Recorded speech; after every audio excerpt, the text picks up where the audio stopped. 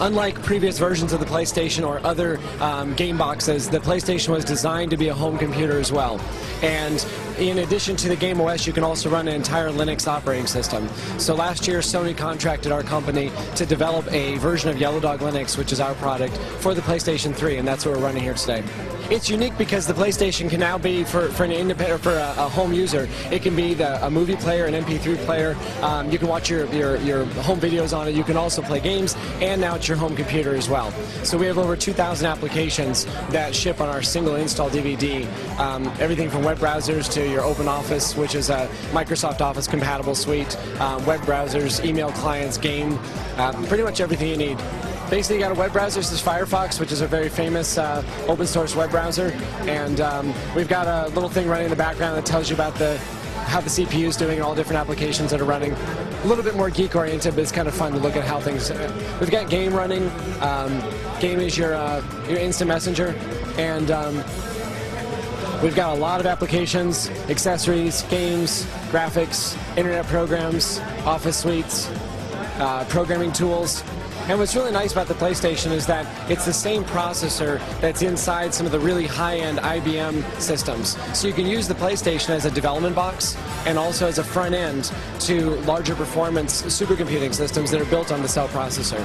So it serves a dual function for home users or for hardcore developers. It has some limitations in terms of the amount of RAM, but it's not really an issue with Linux for your general desktop environment because Linux is just so efficient.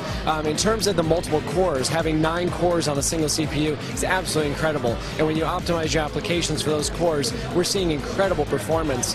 There's an open source product called Mesa, and it's a graphics library, and in 4 days we ported Mesa to the cell processor, and it's now running 80 times faster than the Intel Woodcrest.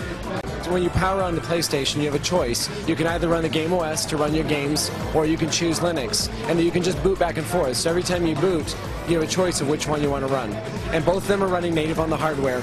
So it's actually running the full operating system. It's not an emulation. Sony actually designed it to do this, so the Game OS has a partitioning tool, and it actually lets you repartition your hard drive so you can have both operating systems. They don't overlap. So it's really nice. It works very well. Plenty of room. Yellow Dog, the basic installation that we conduct by default is less than 2 gigabytes, so it's not that much space. So even if you only have the 20 gigabyte drive and you use the Game OS to partition at 50/50, there's still plenty of room. And if you get the 60 gigabyte drive, there's still plenty of room. And we've heard about people online installing 250 gigabyte drives in their PlayStation, so already there's some pretty amazing expansion opportunities. The question is really about whether or not there is accelerated graphics capabilities with the GPU. And the NVIDIA chip right now, we do not have access to it, so we're running everything in frame buffer. When that is available, we're working hard to make that available. Then there'll be an opportunity to run truly accelerated 3D games, and that'll open up a whole new ballgame of what you can do under Linux, bringing the gamers back to Linux on the PlayStation, giving them the diversity of both Game OS and Linux for high-performance games. We're trying hard, and it's been fantastic to open up this possibility for people.